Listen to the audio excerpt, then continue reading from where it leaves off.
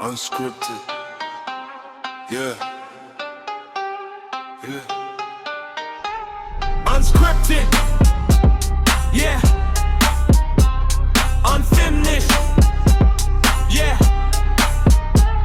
No script, no filter. We say what we live. Real talk, real life. No edits to give. Conversations raw, nothing held back.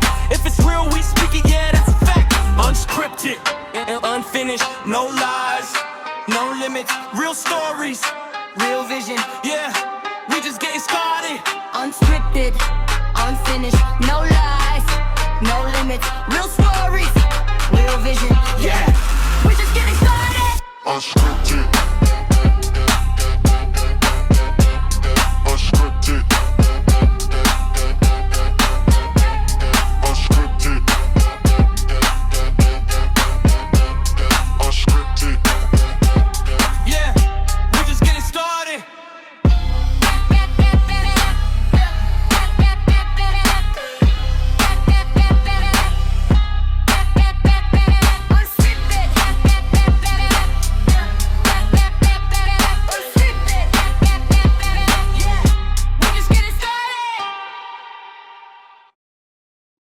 Welcome in, everybody. This episode is based on a publicly available information and ongoing discussions, which we are not making accusations. We're just exploring this case.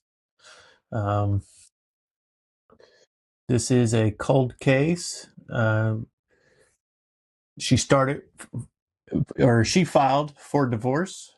2 days later, she was dead. And what came next didn't make sense to a lot of people. This is the story of Mica Miller and why so many believe that there is more to it than what we've been told. I pray for your healing. The circumstances would change. I pray that the fear inside would flee in Jesus' name. I pray that a breakthrough would happen today. I pray miracles over your life in Jesus' name, in Jesus' name. I pray for your healing, the circumstances would change. I pray that the fear inside would flee in Jesus' name. I pray that a breakthrough would happen today. I pray miracles over your life in Jesus' name. I pray for revival, for restoration of faith. I pray that the dead would come alive in Jesus' name. In Jesus' name. Welcome back to Unscripted and Unfinished, where we talk about real stories, real opinions, and things that don't always add up. Today's episode is a very, very heavy one because it's not just a case, it's a situation that is still being talked about right now to this day. I'm Jack. And I'm Samantha. And this is where we keep it real, no script, no fillers, just real conversations, real opinions, and sometimes stories that don't have a clean ending. If you're building something, going through something, or just tired of conversations, you're in the right place. All right, so we're going to jump into the whole Mica Miller case, and I'm going to let Samantha take it away. Alrighty. So many of you might be wondering who Mica Miller is, and Mica Miller was a very beautiful woman. And I am going to actually say this. We are not going to reference her as Mica Miller. We are going to reference her as Mica Francis at the request of the family to honor that. So Mica Francis was a beautiful woman who was married to a pastor, John Paul Miller, in Myrtle Beach, South Carolina. She lived a very structured life. She lived a very religious lifestyle. She was Christian. She sang in the church's worship team. Beautiful voice. We just heard her voice. Okay. But y'all know that sometimes life isn't always as it seems. So, from the outside, everything looked normal. Okay. But a lot of the times, what people show publicly isn't the full picture. Okay.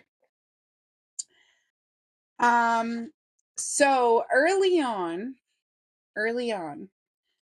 there was reports of abuse. In January of 2023, well, actually, let's jump to October. Mica wanted to divorce John Paul Miller. They officially filed for divorce in October of 2023, according to court records. In February of 2024, February 8th to be exact, Mica was involuntarily hospitalized for 48 hours, according to a report from the Myrtle Beach Police Department. On February 10th, 2024, Mica was discharged from the hospital, and the staff informed her that John Paul reportedly picked up her purse, her car keys, and all of her personal belongings while she was hospitalized. A police report said that Mica returned to the Walmart where her car was parked and where she left her car, and it was gone. February 21st of 2024. Mica reports to police that she believes John Paul fraudulently initiated her involuntary hospitalization and stole her car while she was receiving treatment. John Paul's excuse in response to her filing a report, John Paul said she suffers episodes on an annual basis around Christmas time. He alleged that Mica spent large amounts of money when she stops taking her prescriptions. Since the car was literally qualified, it was considered marital property. The two were still legally married. No charges were filed. Okay. In March of 2024, Mica was living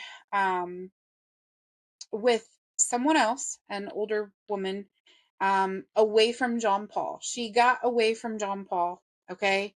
She was trying to live her life. She was trying to stay close to the Lord. She was trying to worship. And she's just trying to pick up her life again. Now, remember, back then, they are separated. Okay. On March 11th, the Horry County Police Department in Myrtle Beach, South Carolina, reports that Mike called the police after finding her tire slashed with a piece of metal. It was later identified as a tire deflation device available for purchase online. Mica named a potential suspect, but investigators says there wasn't enough evidence to prove the man was involved. Newsflash, she pointed the finger at JP. That same day, Mica reported that the same suspect approached her at a gas station. She told him she did not want to speak with him. As she pulled out her phone to record, the suspect drove away. JP, there is a video floating online where JP is at a gas station and, she did pull out her phone to record and he did run away, but she just said, no.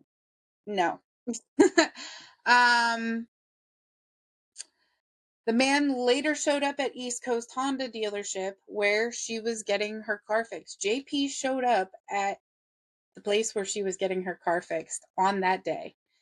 Mechanics at the dealership told Mica a tracking device was found on her car. She told people, even the police, that she was trying to get a restraining order at the local magistrate's office because she was afraid for her life. Remember that, y'all. The officer agreed to meet her to get the GPS device.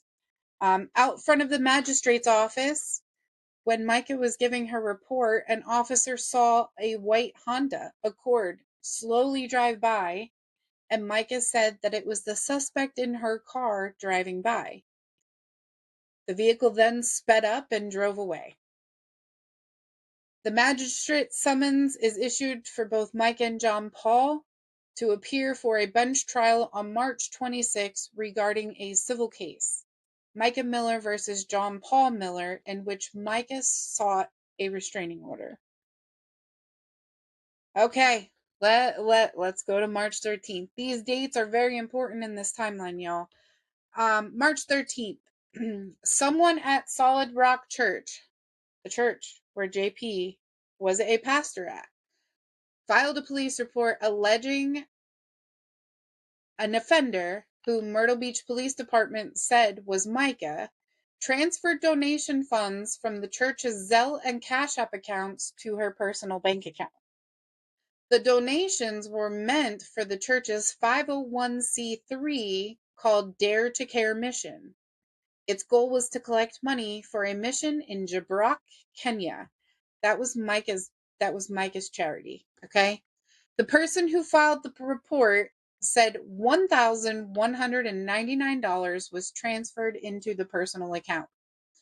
The report ends with an investigation will follow, but we don't know if it ever completed. Police later say there was sufficient evidence to pursue charges. March 26th, 2024. A bench trial is held in the case of Mica Miller versus John Paul Miller, a civil case in which Mica sought a restraining order.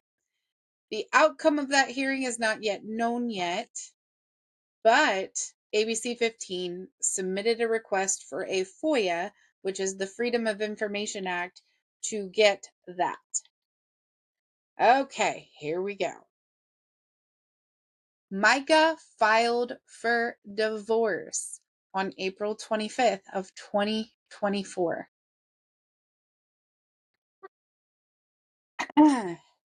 April 26th, the day before Mica's death. The day before and of her death, deputies confirmed John Paul and his alleged romantic partner were not in North Carolina. Officials say he went to Charleston for a sporting event and stayed the night there. The Robeson County Sheriff's Office said he drove back to Myrtle Beach the next day and was with people as he traveled to and from the event. I'm gonna say something. Where are the photos of John Paul Miller at that sporting event? I just want to know. Who has a photo? And if you have a photo, can you bring it forward? Please. Sorry. It's a long case and it's a very deep case, and everybody needs to know what the background behind this, okay? Before I get off track, let me make sure I got all my ducks in a row.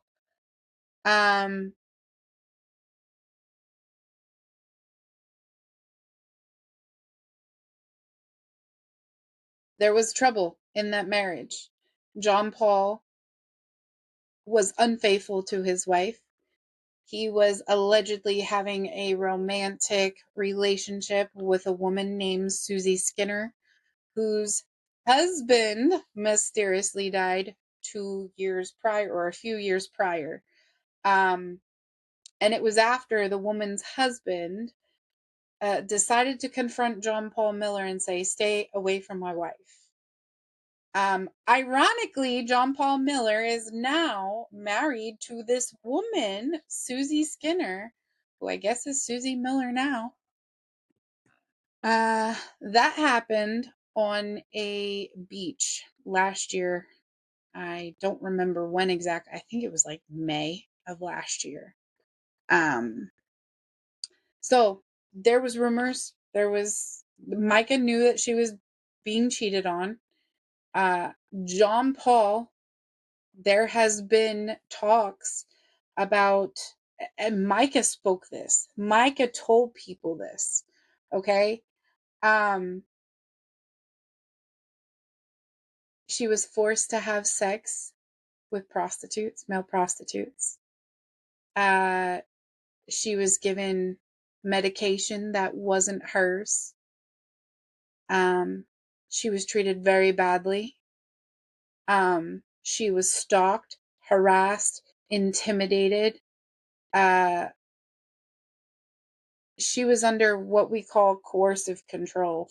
And there is a bill going into the South Carolina House of Representatives, I believe, or the Senate, something like that, called Mica's Law. I think it's SC 702.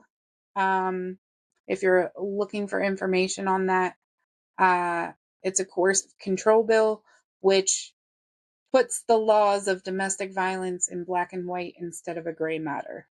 Okay. It could help save somebody's life. So if you want more information, we'll post a link about Mica's Law in the description of our podcasts. Don't forget to do that.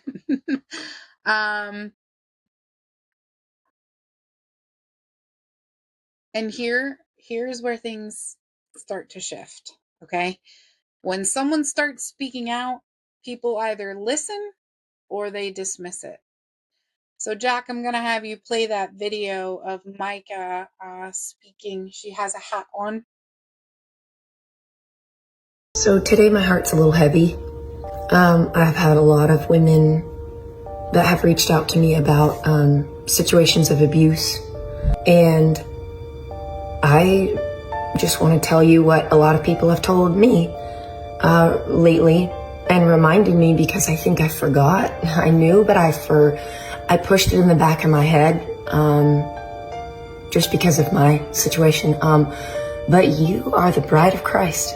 Before anybody else's bride, male or female, it doesn't matter. It doesn't matter what gender you are. Abuse is abuse. And you are the bride of Christ. And my Bible says that he took all the abuse you could think of for you so that you didn't have to live that life of slavery and bondage and pain. Jesus took it all for you. So you don't have to stay in a abusive relationship, whether that's sexual, whether that's somebody forcing you to take illegal drugs, or alcohol abuse, or physical abuse, psychological abuse, making you think that this is all your fault, or you're a bad mom, or you're a bad wife, or you're a bad husband, or you're not giving it your all when you know you are. God hates divorce, but why? According to everybody I've asked and the scriptures that I've found, it's because it hurts people. But does abuse hurt people? How do you think God feels about that? So, I want to remind you, like a bunch of people have been reminding me lately, that I'm God's bride first. And even an earthly spouse, who's a good spouse, when they know that their bride is being hurt, just imagine what an earthly spouse does. What do you think your heavenly spouse does when you're the bride of Christ and he sees his bride going through abuse and hurt? What do you think he thinks about that? So, encouragement in all this is, you are the bride of Christ first before anybody else's. And he's got you. And he sees you. And he loves you. Oh, that was beautiful, Mica. In that video, she expressed positivity through everything that John Paul put her through. Everything. She talked about abuse. She talked about being God's bride. And while she didn't seem emotionally distressed, you could tell that there was a lot that was weighing on her mind. And this is the part that really stuck with people. Okay, because while it seemed like she was okay, she was holding something very deep inside of her and dealing with everything that was going on. So, Jack, I'm going to ask you a question. Do you think people take things like this seriously enough?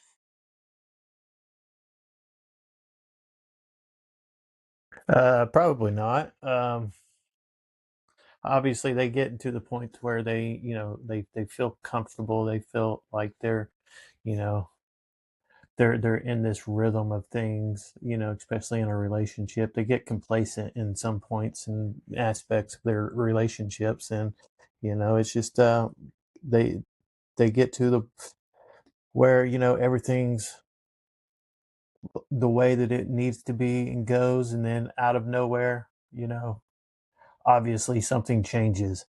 And at that point, I mean, you got to look at things, the signs and the triggers of everything, and tell somebody about those things, because once something starts to go down or start to happen, I mean, you just don't know what's going to happen at that point, because we're all strangers to one another at one point before we get to know each other.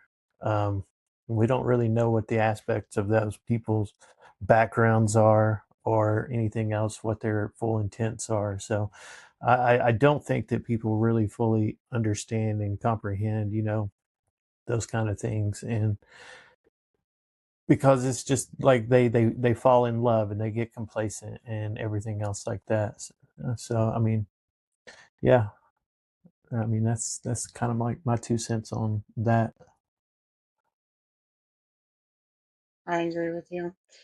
So now what we're going to do is we're going to jump into the day that she died, April 27th, 2024. Can you actually pull up the 911 call? Or unless you want me to play it, I could play it. Would you like me to do that? No, I'll get it. Just 1 second here.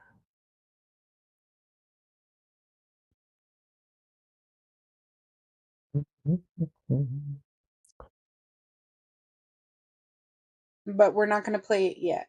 I'll give you time to get it done. Okay. On April 27th, the day that Mica passed away, at 10:13 a.m., Mica was seen on her Ring camera leaving her residence on Margarita Drive in Myrtle Beach, South Carolina. At 11 a.m., Miller is seen on her Ring camera arriving at her house. At 11:38 a.m., Mica is seen on her Ring camera leaving her residence again. 12:12, Mica is seen on store surveillance walking into Dick's Pawn Shop, which is located at 1852 Mr. Joe White Avenue in Myrtle Beach. 12:13, Mica is seen buying a weapon. She did buy a pew-pew.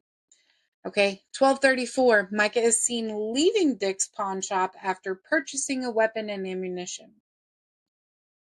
1:06 p.m., Mica's black Honda Accord is seen traveling on Highway 501 near 4 Mile Road in Conway. 1:27 p.m., Miller's black Honda is seen arriving at 41 Gas Grocery and Grill, which is located on Highway 41 in Mullins, South Carolina. Actually, is it Mullins or is it North Carolina? North or South? I'm not sure. I'm believing it's North Carolina. 1:35 p.m. Mica is seen leaving the store after buying a drink. She bought a Celsius and gas. Okay. 2:54 p.m. Play it.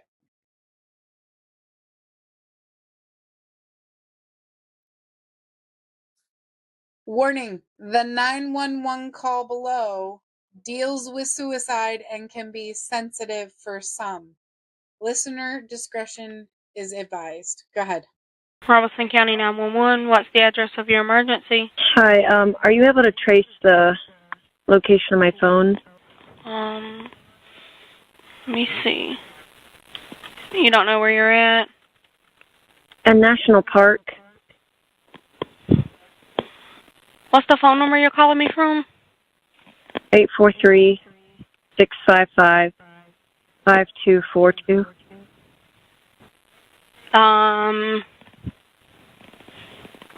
Where's the park located at?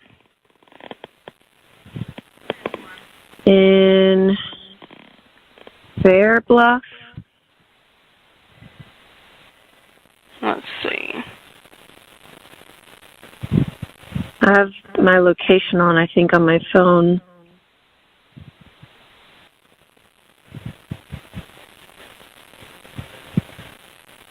Find my phone is on. I just did my my location. Okay, I'm showing,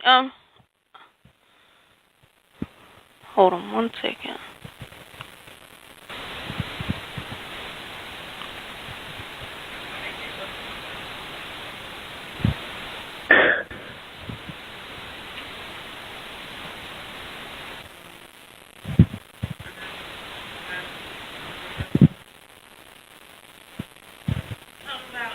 I don't think you are in Robeson County.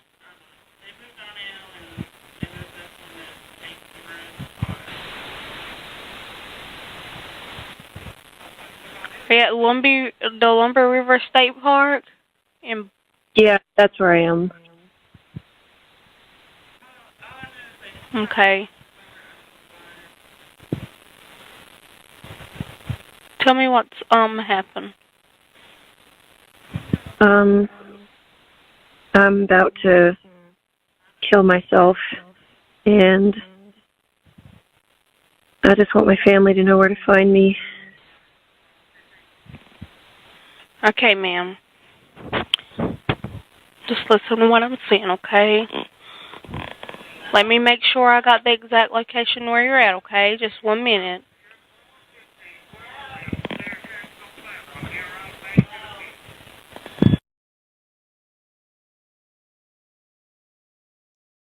That was the end of the 911 call.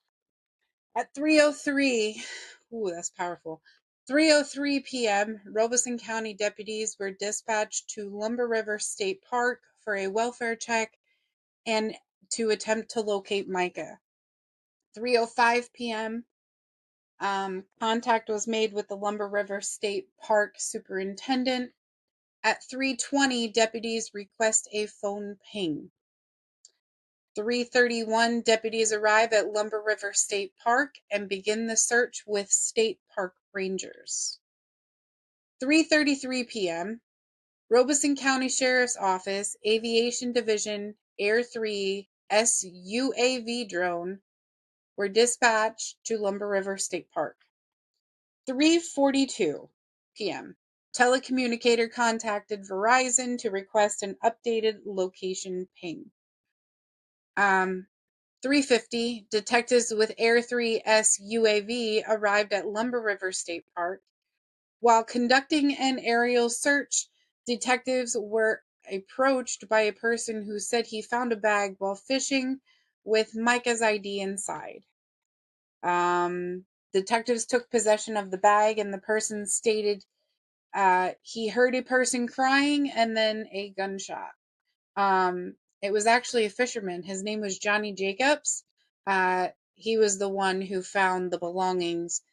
He said when he heard the crying and the gunshot, he went further into the slough where Mica's body was found and found the bag about 2 feet from the water's edge. Okay.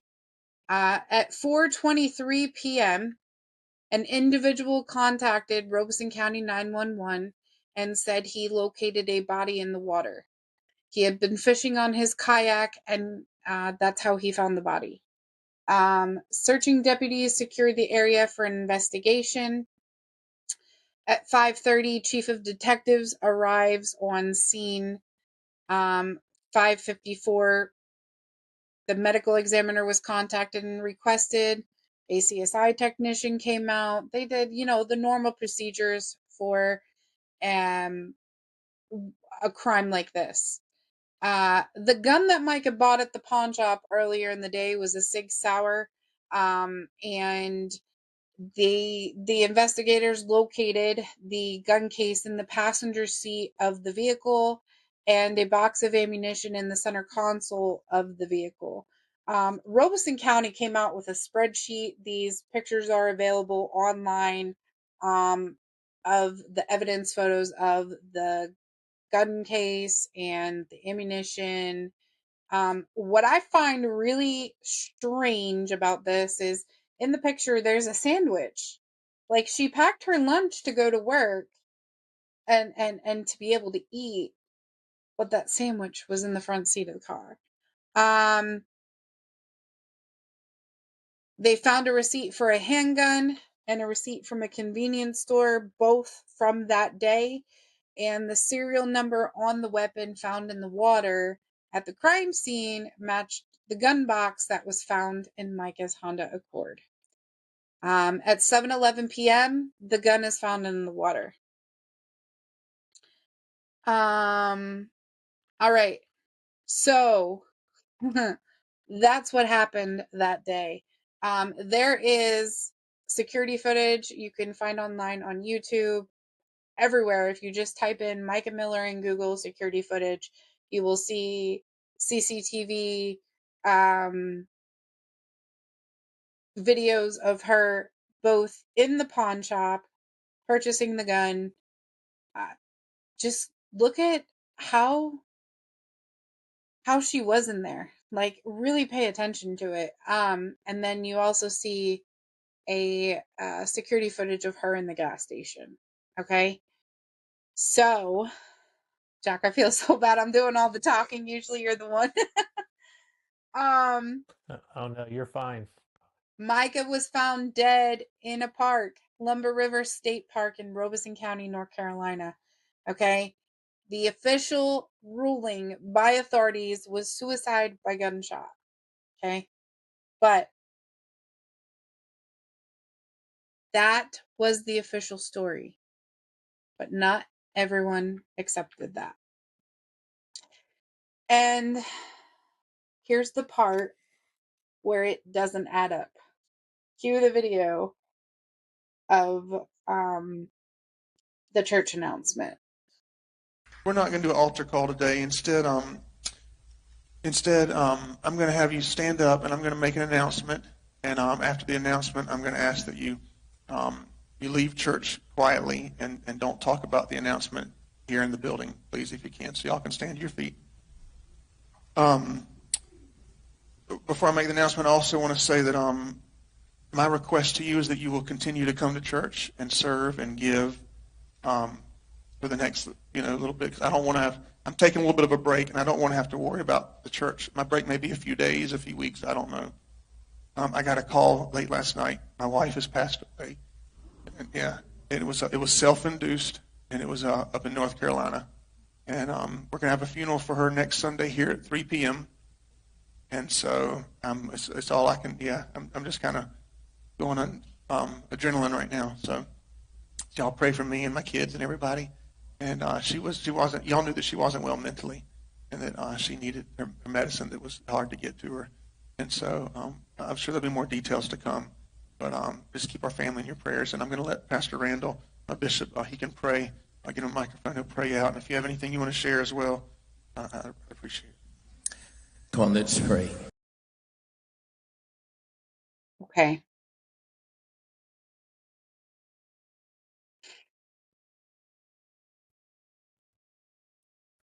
Her family questioned it.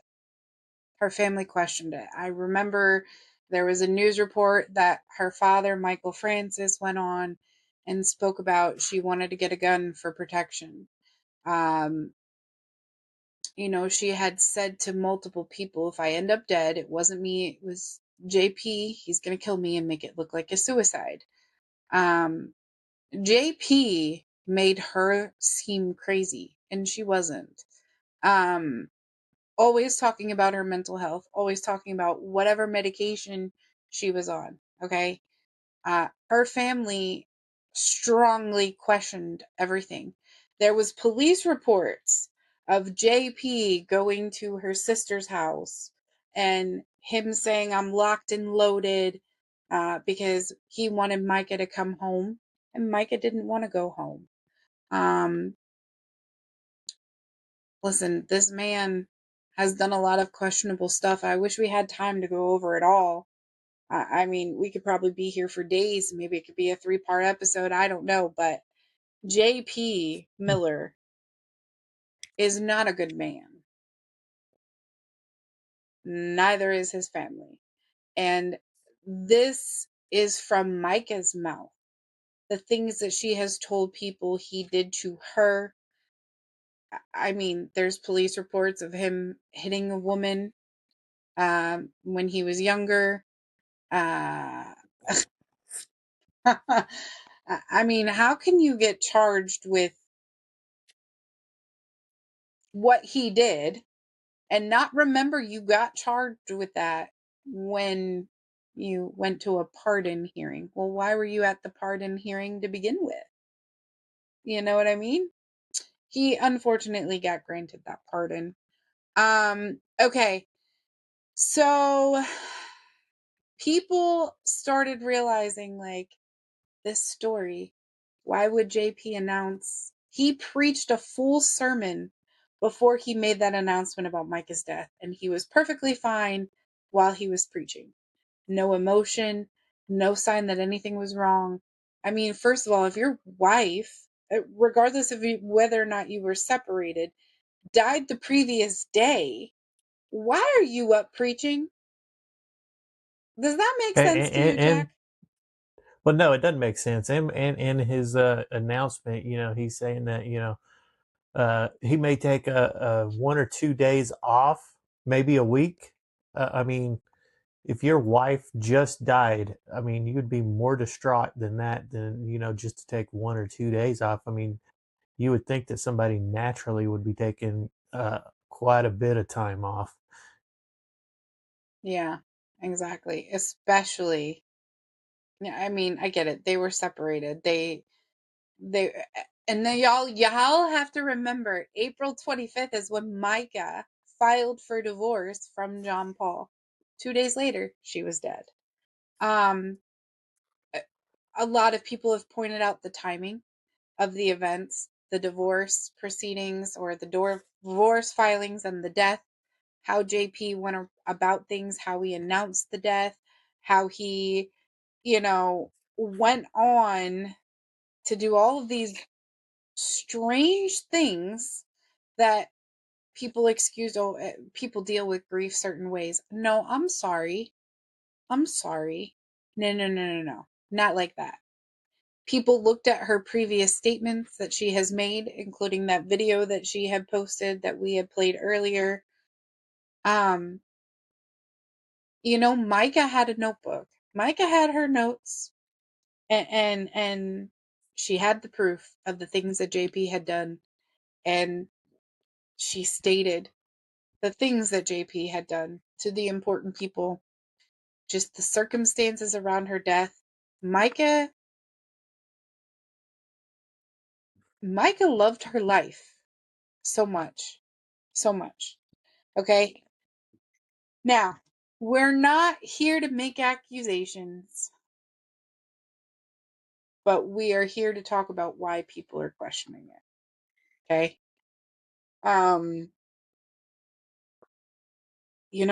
There's just been a lot of inconsistencies. JP kind of has told on himself throughout this whole process.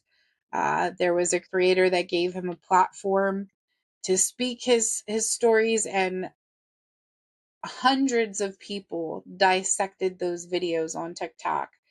And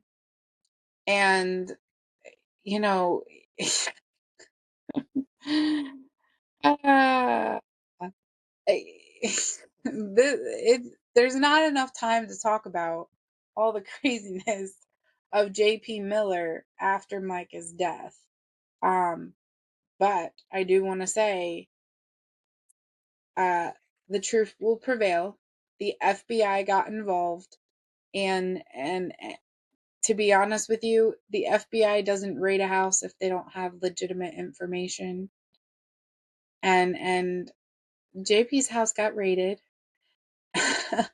And he is due in court, I believe, in June, federal court, for, his crimes against Mica.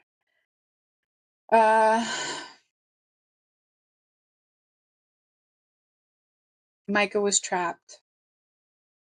No matter what she did to get away, JP always came back around. She had documented that. People have witnessed it. Everything she did was watched.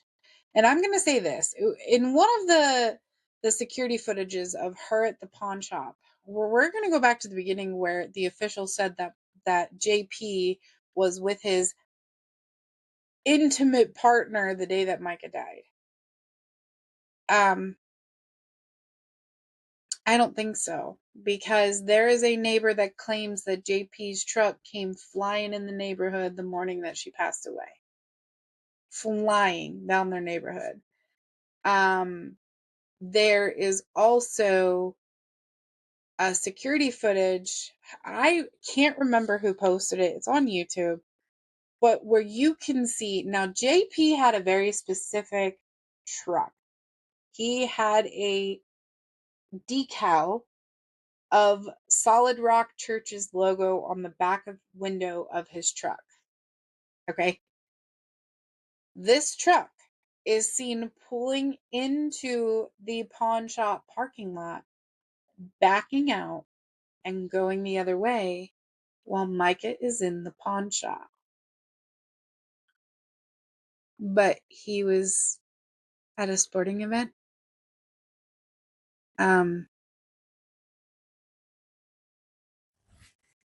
I believe it was him, but devil's advocate, somebody could have been using his truck. I don't believe that. I believe that's a bunch of malarkey, to be honest. That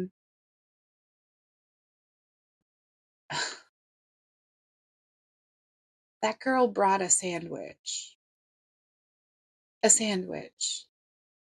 And she had stated to her dad, I'm buying a weapon for protection. So why did Mica really go to Lumber River State Park? Why? Her dad has also said in interviews after her death that they don't believe that that's Mica's voice in the AI or in the 911 call. They believe it's AI, and we all know that AI can do miraculous things. I'm pretty sure you can input my voice here and make me say something totally different than what I actually said. Okay. I don't know how to do all that. I'm not tech savvy. But y'all, there was a member of the church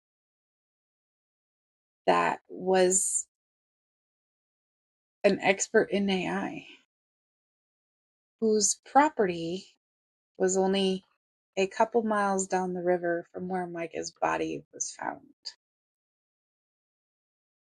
That is some of the speculation. Allegedly, okay, I have to say that to keep my ass in the clear. But y'all, these are the things that are being talked about. And JP went on to sue protesters. So after Mica's death, there was a protest that started. There's a group of ladies, beautiful, sweet ladies that I've gotten to know personally over the last 2 years. A lot of us have this tattoo, this Wonder Woman tattoo. And if you want to insert the picture of Mica, the Wonder Woman Mica, around this time, that would be awesome. They've been protesting since, I believe it was the week after Mica's death. Allie started it, and then Melissa took it over. Melissa, sweet, sweet girl. Love her. Love Allie. Love Gina, Sandra, everything. But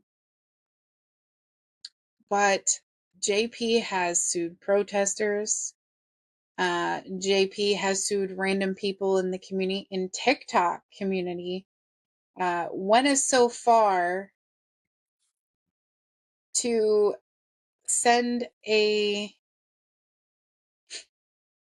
lawsuit to a local Weight Watchers company, making a mock of it, for a social media creator. And nothing came out of any of that. He spent how much money to file all those lawsuits? The only ones that really barked back were the protesters, Melissa, Sandra, and Allie. Okay, and they had every reason to fight back. You're not going to take away someone's First Amendment right. Okay,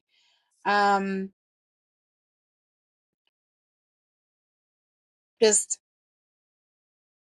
John Paul physically assaulted Sandra at a protest, and there's an ongoing court case for that.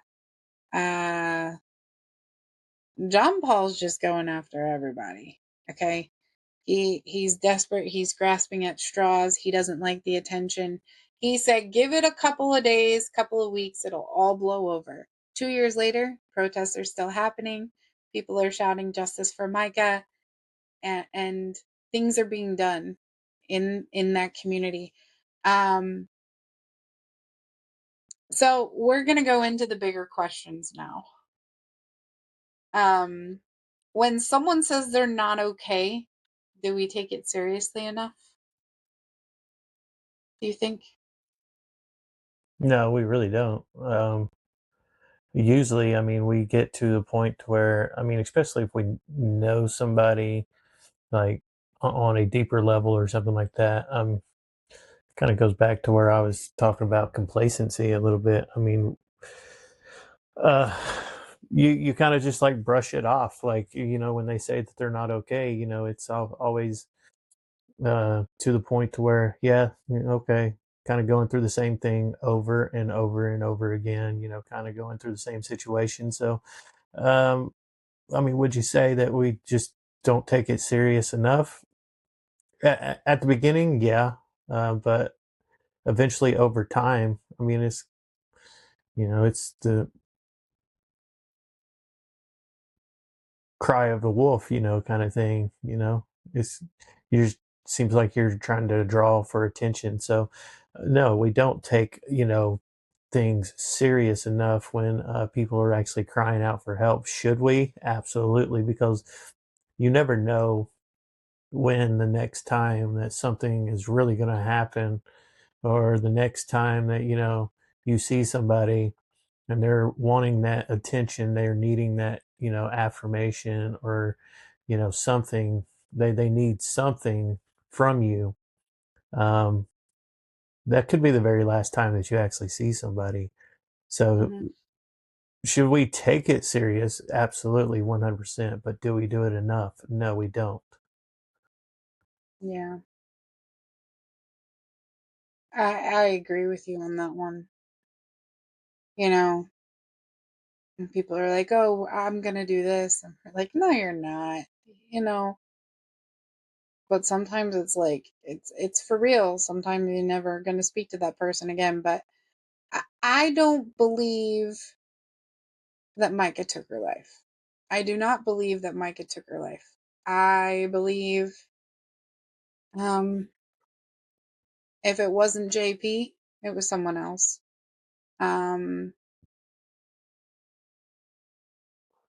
She was stuck in mental institutions to make people believe that she was crazy, given medication she didn't want to take. But I mean, if anyone says they don't have a mental health problem, they're lying. They're lying. Whether it's anxiety, PTSD, CPTSD, y'all, we all have anxiety. Okay, that is labeled a mental health disorder. But I don't believe Mica was crazy. I don't believe any of John Paul's narrative he has tried to push about Mica was true. I unfortunately had the opportunity to talk to John Paul Miller on the phone through a TikTok creator. And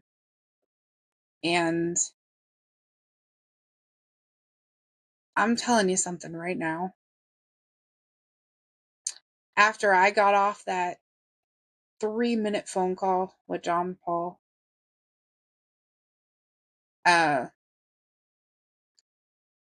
knew he was a habitual liar. I could feel it in my soul. I had commented because there was something that he had posted about his mental health. He had conducted sermons on his mental health and the medication he was taking. And I said, that's really great that you did that. He's like, no. And he said why he did it. And it's just like,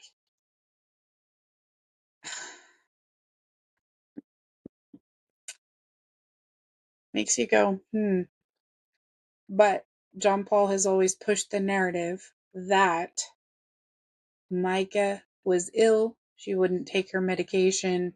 She did X, Y, and Z. But where was the accountability for John Paul for the stuff he was doing? So that leads me into our next question. How much do we actually know about people's private lives?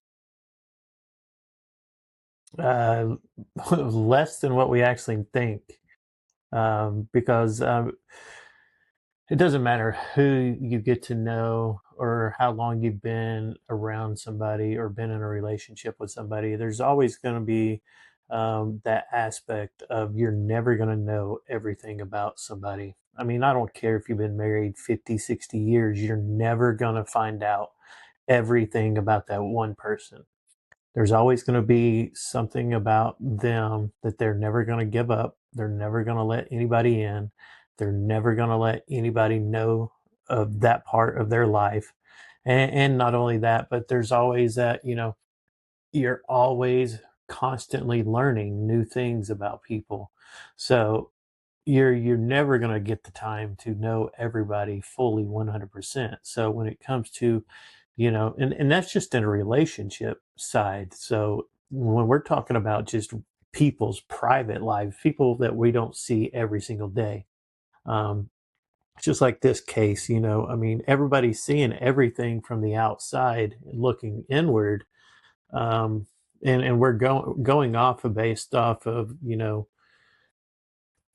the way his reactions and her reactions in the times before she, you know, however it happened, um, you get a sense of exactly who they were, but we don't know, their private lives. But and that goes with, kind of basically anybody. I mean, you may know the person, but you don't know them because there's always what's behind the door, the closed doors, what's going on.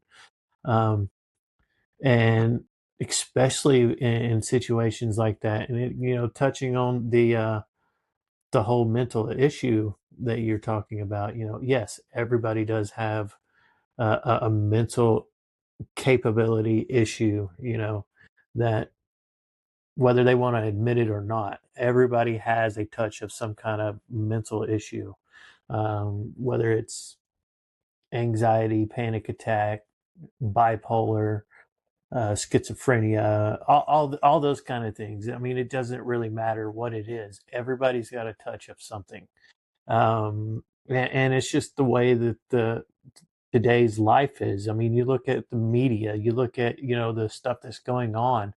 Of course, yes, somebody's going to be fearful about something, somewhere, and not only that, but not just the media, but in people's private lives. I mean, you don't know the person that you're getting married to or the person you're in a relationship with. we don't know what's going on behind those closed doors. So yes, they may be going through a tough time because they're actually going through a tough time.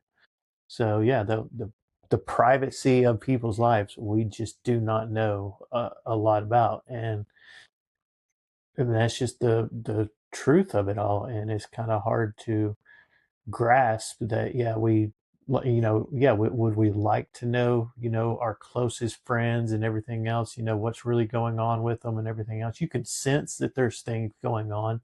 You can sense that, there's something bigger, and there's something, that could possibly go wrong. But until they reach out and ask for help, and you're there to offer it, I mean, you're never going to know. So, I mean, it's just, Hmm. we just don't know. Yeah, I agree with that. People only let you see what they want you to see. They have the discretion to let you see what they want you to see. And I will tell you something. Um, Not once through any of her struggles did she publicly um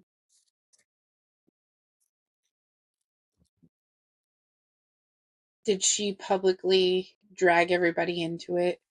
She gave hope, positivity, and encouragement with everything that she went through. And ooh, Well, I mean, like in her video, I mean, she even stated, that she doesn't believe in divorce. She doesn't believe in, what God believes in, that God doesn't believe in divorces either. I don't believe that, she drug his name through the mud, or anything else, because that was her husband. As a godly woman and as a godly person, those are the kinds of things that you do, because when you're married and you have that God-centered marriage and everything, you don't allow yourself to drag your spouse through the mud or talk bad about yeah, them. but Jack, at this point, she was already separated, and this was around Correct. March, April that she posted that video. Correct. But even then, she still really wasn't. She still really wasn't. That's what I'm getting at. Is it is it's that Christian part of her that wouldn't allow her to do it. Um, Exactly. and I've lived the same way, and anybody who knows me knows that I don't talk bad about I'm the people that I've been with and everything. So that's just the way that I am, and I don't allow people to do it either. So, but that's just the way that it is.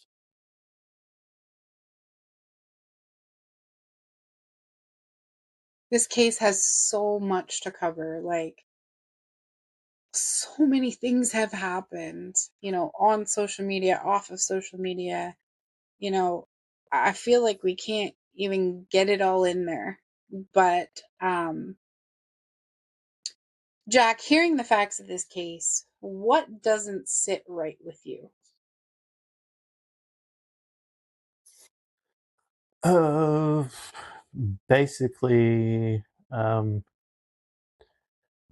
I mean, hearing the 911 call, I would have to 100% agree. Listening to her actual TikTok video versus that, the two voices don't sound alike at all. Period. Um, it's totally different. And then listening to him talking the day after, and in front of his congregation and everything else, and the way he was just nonchalantly just didn't really even care. Like he had no sadness, no empathy. Like there was nothing in him. and Wait a and for to minute. be a Hold on, I'm going to interrupt you right there. A couple days after Micah's death, John Paul was found with Susie Skinner out to dinner. A couple days after his wife's death that he loved so much. right. And that's what I'm saying is, if you have any kind of ounce of anything, and it doesn't even matter. It's like, even if you're separated, you're getting a divorce, or whatever, you still have feelings of some sort. You still don't want nothing to be, bad happen to those people. So you would still have some kind of emotion behind it. Like he was like emotionless. I mean, there was nothing to him.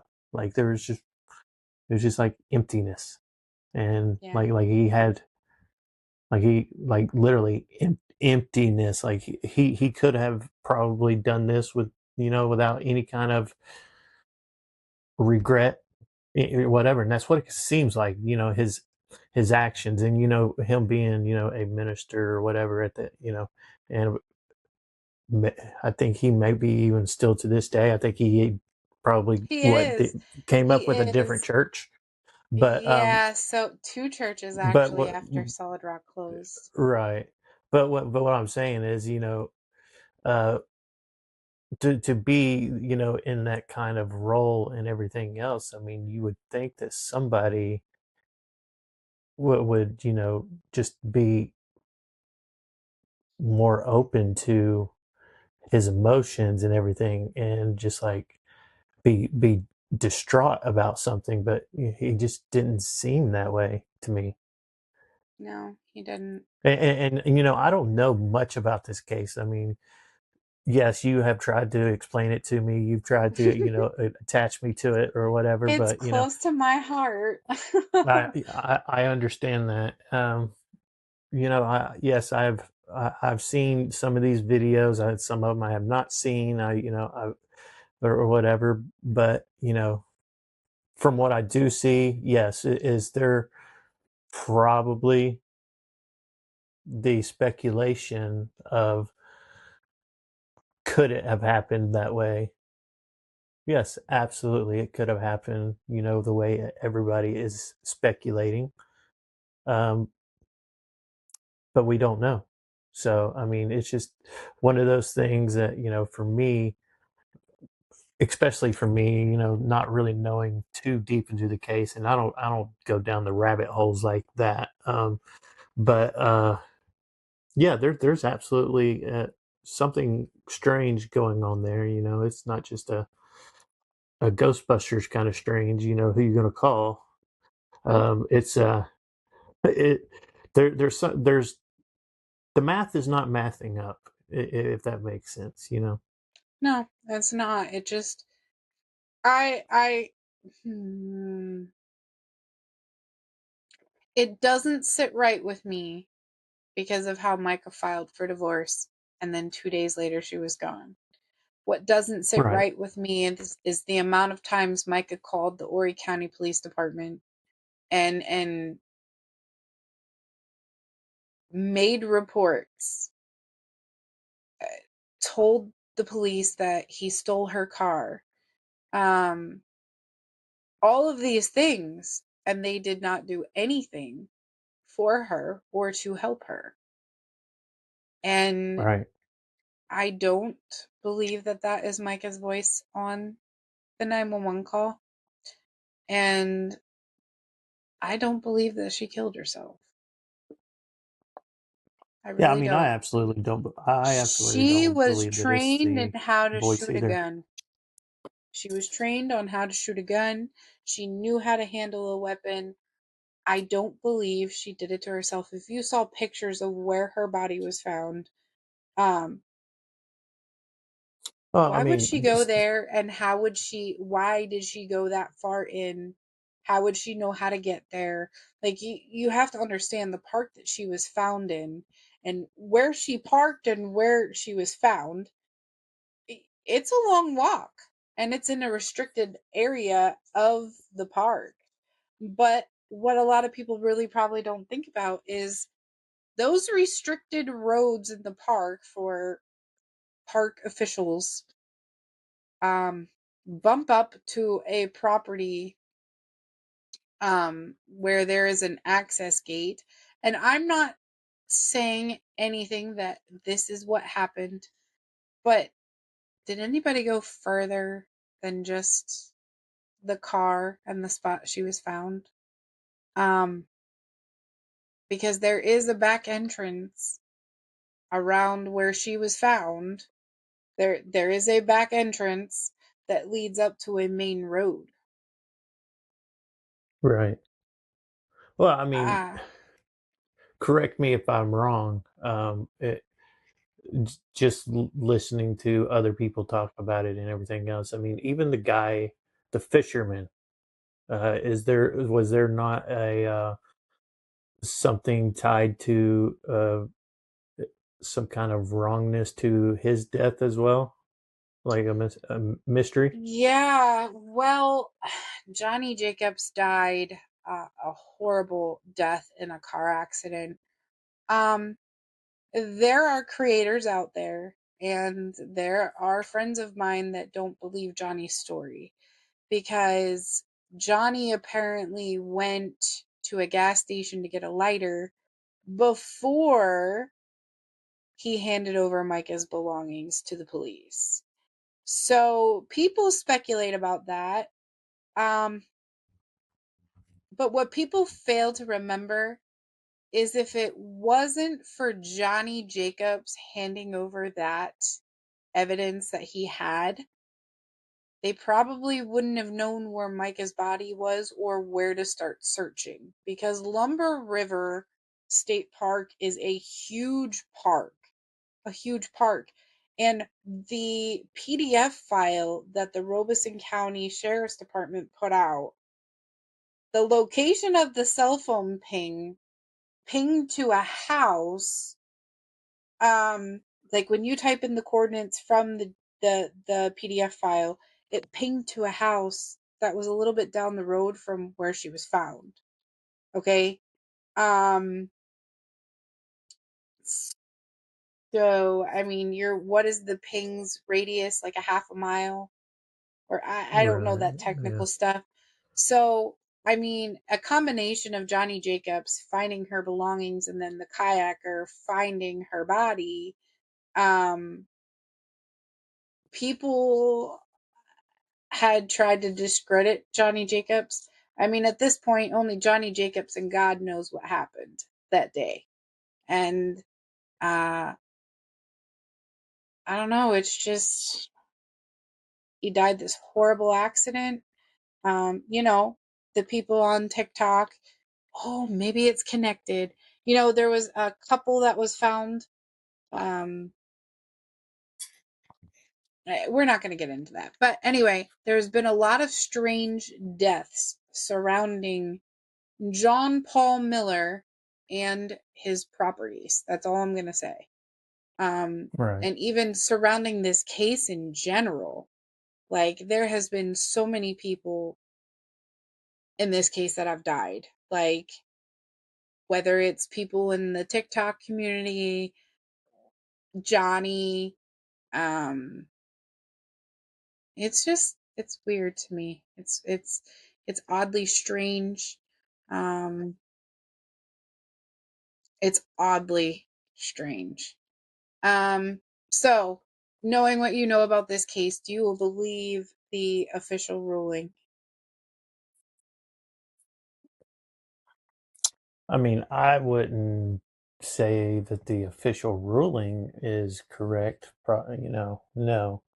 As far as like suicide goes, was it done by gunshot? Probably, yes, absolutely. It But was. It was. as far as if it was her hand or somebody else's hand, no. I wouldn't believe that one bit, based off of just everything that I've heard and everything that I've seen and everything else. No, I wouldn't believe the official ruling from the coroner's office saying that it was self-inflicted gunshot. What's crazy to me is JP has always pushed out a narrative of what had happened to Mica. And I've never heard of a police department notifying a spouse. I mean, granted, North Carolina didn't know about the troubles back home in South Carolina, but giving every single detail of an investigation before the investigation was over to a spouse, especially. Maybe, yeah, okay, she was found here. This is where her body was transported. JP went on to say that he slept with Mica a certain amount of times before she was cremated, try to raise her back to life. Okay. Like, what? Just his actions aren't lining up. As a Right. grieving husband, it's kind of like a maniac type behavior, and manic type behavior, I should say. And just it was all her, but people fail to realize when you point the finger at somebody, there's 3 fingers pointing back at you. Mm-hmm. So,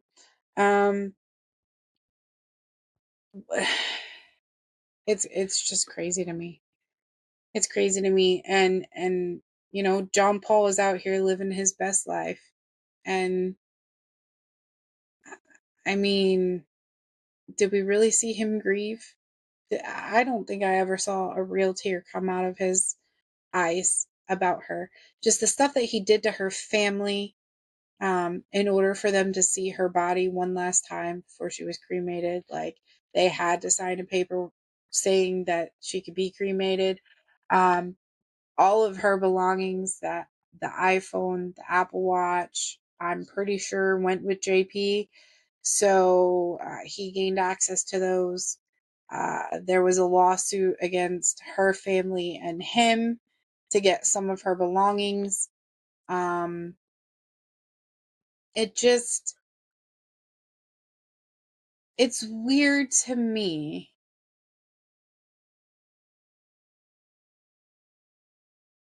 It's weird to me how the truth comes out and people tell on themselves and for how they really are.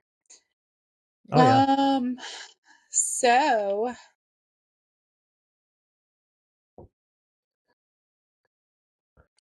I think we're gonna end this podcast in a few minutes. I just think that everybody needs to go check out Mica's Law.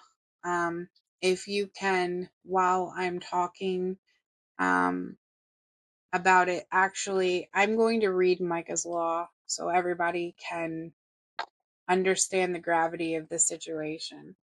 Hold on 1 second while I pull that off.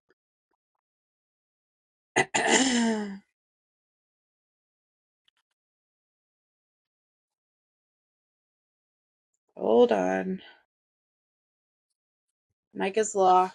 And the charity that her family built was called Waymakers. You can find them at waymakerssc.com/Mica's Law. Let's see here.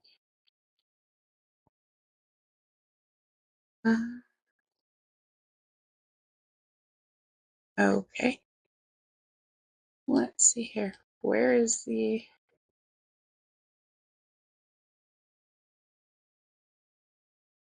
Okay, maybe not. There was a document that was put out. Oh, okay. Mica's List. Here we are. This is what I was talking about. Mica's List. Abusive, coercive control behaviors and actions she suffered at the hands of her husband. Keep in mind that all the following allegations were taken from Mica's verbal story, her diaries, journals, writings she left behind, at least those that were not confiscated or destroyed by her husband and former pastor, John Paul Miller. A. Isolating from family and friends.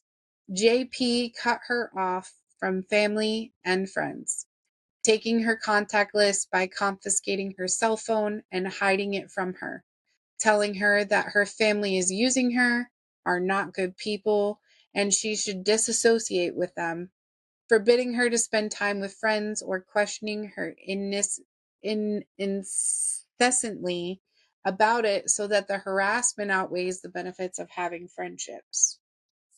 B. Depriving her of her basic needs. JP would not let her sleep, keep her up at night, and pulling the covers off of her every time she dozed off. Throwing her clothes on the front lawn of their home, waking her up, and screaming at her incessantly to the point that she had to leave to go sleep in her car just to go get some peace. C. Stalking and tracking her whereabouts. JP hired private investigators to follow and track her and put multiple GPS tracking devices on her car. After they separated, he would follow or find her by GPS tracker, and then he would drive by very slowly to make sure she saw him. He would walk into any place she was and go up to the table or area and make a comment or stand afar so she could see he was present. D. Monitoring her communications. JP took her cell phone, went through her text messages and call logs, and claims he found 18 people had texted her that they were willing to listen to her if she wanted to talk about her husband. He admitted it in a recorded sermon. JP hacked into her email, iCloud account, and Facebook account and took over her identity. E. Taking control over aspects of her life. JP controlled who she could associate with, where she could go, and all aspects of her life, as stated herein throughout. Took her driver's license, wallet, purse, and house keys, and changed the locks on the doors. F. Depriving her of support services. JP took her cell phone, her car, Apple Watch, and convinced her she did not need a lawyer. From the pulpit, he gave a sermon and chastised her, and any woman or man that texted his wife that had encouraged her to confide in them about her husband, the pastor, thus shutting down a private confidant, she became afraid to speak out. G. Expressing her worthlessness.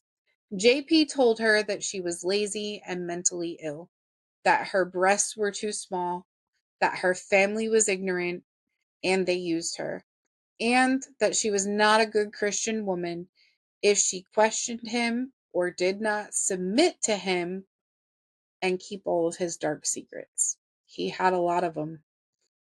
H. Humiliated, degraded, and dehumanized her. JP forced her to submit to humiliating sexual acts that disgusted and that hurt her. He would tell her she was mentally ill and have her hospitalized against her will.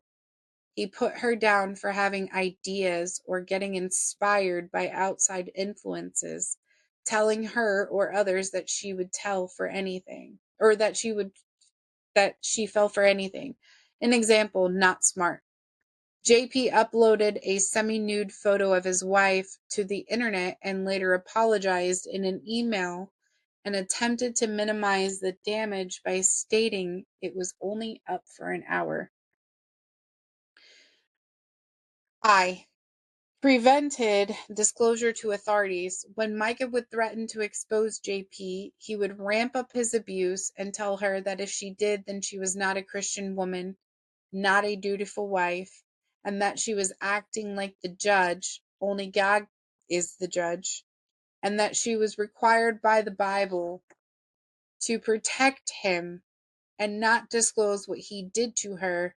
In fact, according to JP, the Bible says she is supposed to forgive him for his abuse, and as a dutiful wife is to obey her husband. An example, tolerate the abuse, and if she does not, she is sinning. J. Financial abuse. JP paid her less than minimum wage for more than full-time employment at the church, removed her from bank accounts, and told her she did not know how to manage money, but required her to pay her own car payment, car insurance, and medical bills. K. Threats to hurt her, her family, or himself. If she hinted at exposing JP's abuse, he threatened to commit suicide or that he would jump off a bridge. He also made similar threats and said that if she wanted to leave him and divorce him, or if she refused to return to him after he threw her out, he threatened her family with gun violence. JP threatened to divorce her if she did not obey him and if she did not take the pills he gave to her. L. Threats to a child. M. Threats to reveal or publish private information. JP would make videos of her in private settings and then threaten to upload them. And if she did not do what he wanted, he convinced her to send a topless picture meant only for the eyes of her husband, and he uploaded it to the internet when she did not comply with his demands. N. Assault. JP kept many guns and knives in their home. He punched holes in the walls during fits of rage, and he said he was on the way, armed and ready, when he demanded she leave her sisters and come home. JP kept her in a constant state of panic and fear that she would do something to trigger him. Oh, sorry, this is kind of long. Rape. She was hospitalized. JP demanded that she have sex with him while she lay in the hospital bed.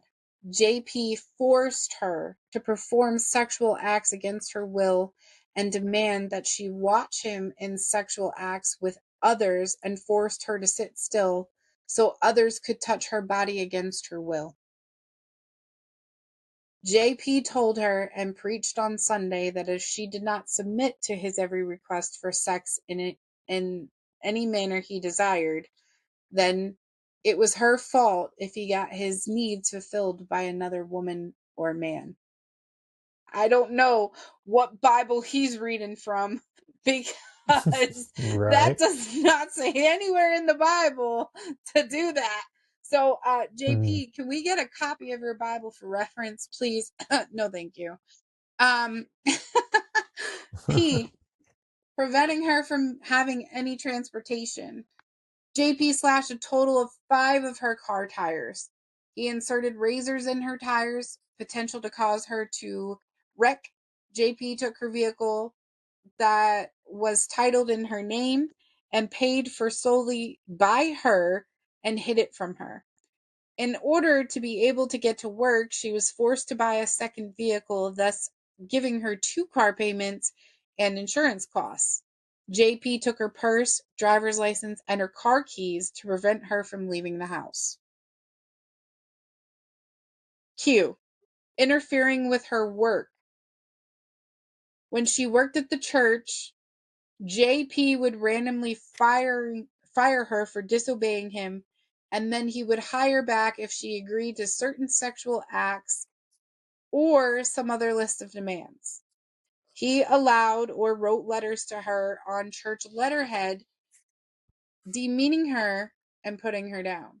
She had to leave the job that she really loved, the church, and take a job in the restaurant industry. Now, these next 11, the above tracks the originally proposed bill, and the below, the next 11 things, are behaviors that may be added to the bill. Okay.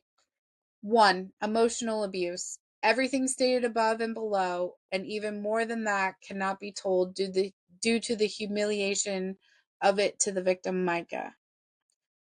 2. Ignoring requests or commands to leave her alone. She asked him over and over again to leave him alone, but he would not. After a police officer warned him to leave her alone, he trespassed into her gated community to leave a present or gift on top of her car. 3. Cruelty to her dog. JP threw Mica's belongings out of the house, then demanded that she come get her dog. She could not keep the dog at the apartment she was staying in at the time, and he knew that. When she did not immediately go get the dog, he took the dog to her apartment and tied the little dog to the front door handle. He knew that she was not home, and he left the dog there. She had to leave where she was at the time to go home to go get the dog. She found a home for the dog, but when JP found out about her giving the dog to somebody else, he went there and demanded the person give him the dog back. Talk about manipulation tactics. 4. Destruction of property. JP intimidated her by damaging her property, breaking her things, giving her things away, or throwing them in the trash. He keyed her car, dented the hood with a dumbbell, backed into something, damaging the trunk, and slashed the tires and cut up the passenger seat. 5. Destruction of supporting evidence. JP actively sought out her journals and diaries where she kept logs of details of things that he did to her. He found and destroyed many journals and writings belonging to Mica, which she intended to use as evidence to prove his destructive behaviors and abuse tactics. He also erased evidence, photos, videos, and writings where she kept on her iCloud and cell phone. 6. Adultery and promiscuity. JP cheated on her many times. He sent nude pictures of himself to other women. He paid a woman from church $10,000 to destroy a sexually explicit photo of himself. He flirted with other women. He sexted and dated other women. He paid for sex with both men and women, people not known as prostitutes. 7. Stealing her identity. JP took her cell phone and sent texts to her family and friends pretending to be her. JP sent emails and texts from her accounts to church members and her family pretending to be her, admitting she was doing bad things.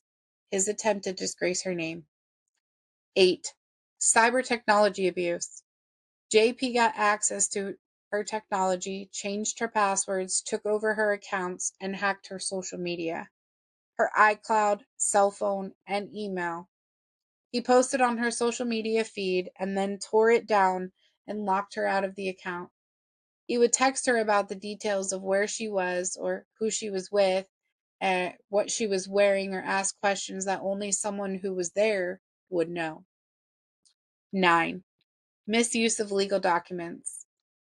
JP had an attorney write a cease and desist letter to Mica demanding that she stop talking bad about JP and the church or suffer legal ramifications.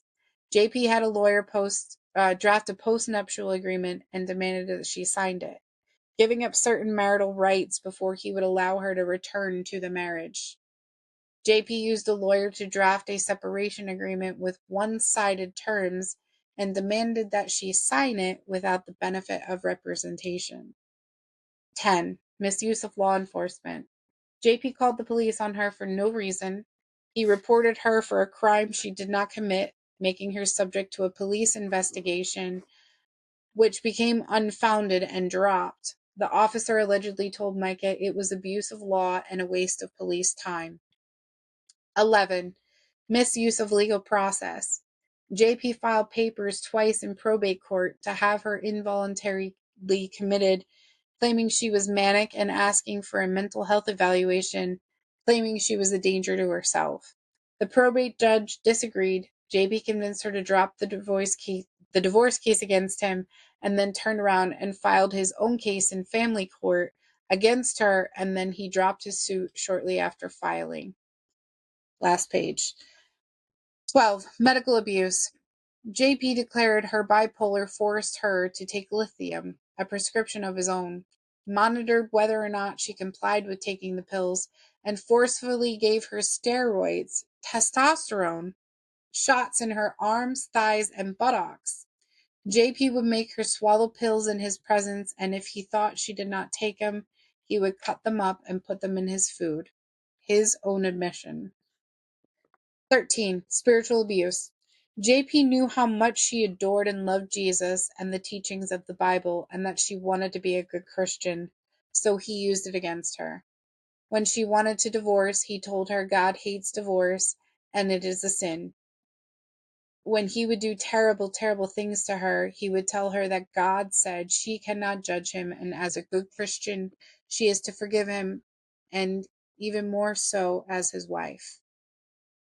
14. Church abuse. JP weaponized the church against her and often used the pulpit to give sermons that were really messages to Mica to correct her ways, or were directives to her, or sometimes used to demean her by name to the congregation.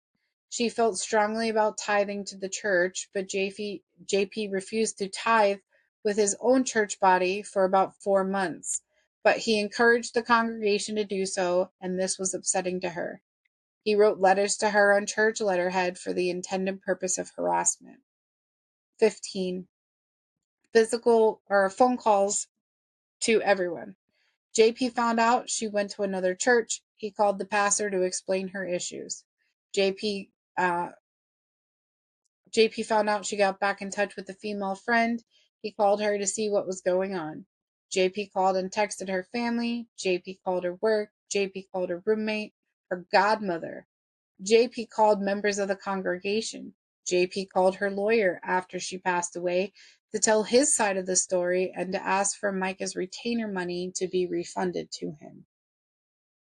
You just lost your wife and you're going to call her lawyer and ask for her retainer money that wasn't yours to begin with to be refunded? 16. This is the last one. Physical abuse without marks. JP finger punched her in the throat.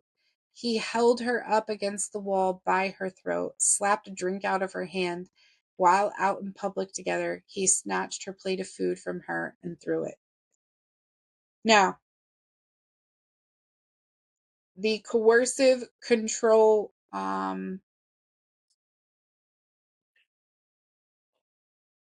it's Bill 588, 2025-2026, Bill 588 in South Carolina.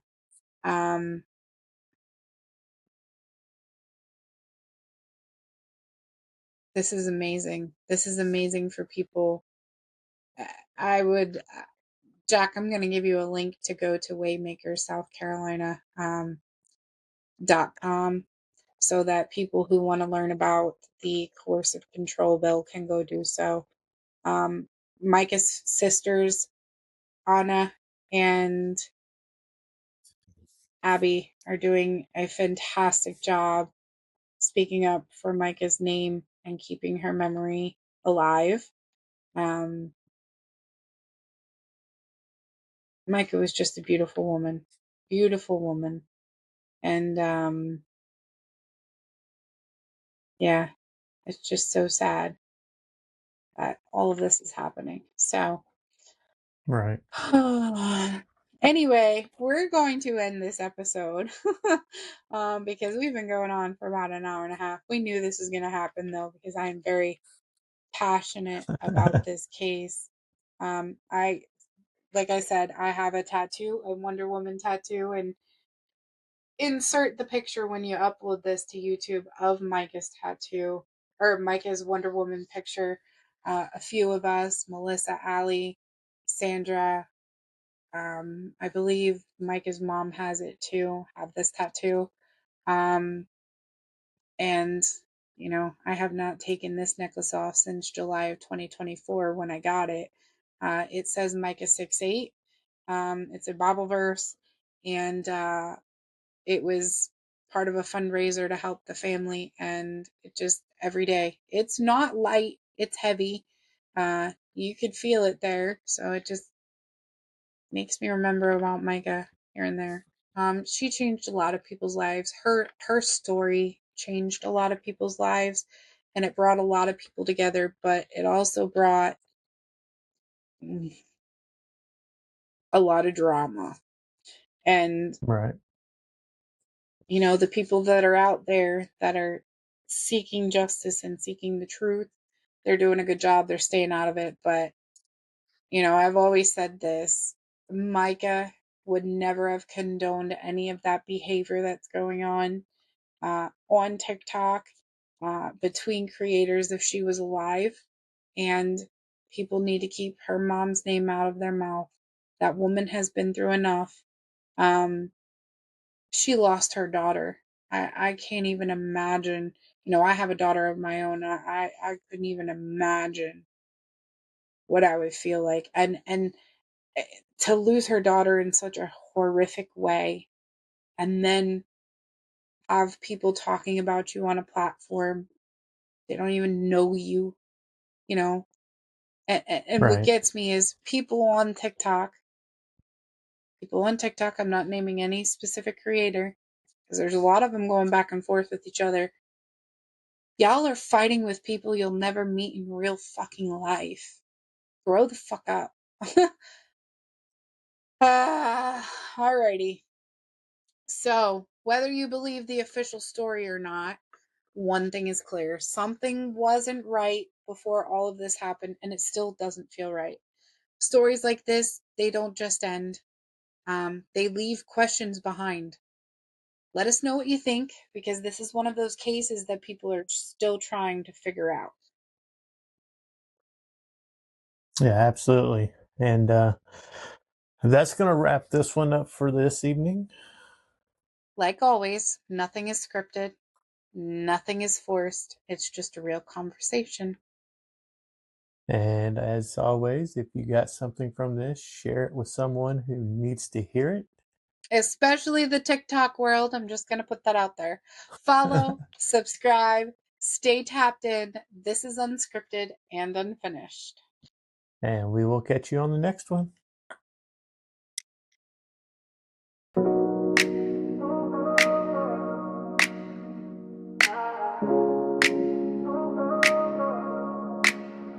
Another conversation, yeah, we kept it real. No script, just truth, say what we feel.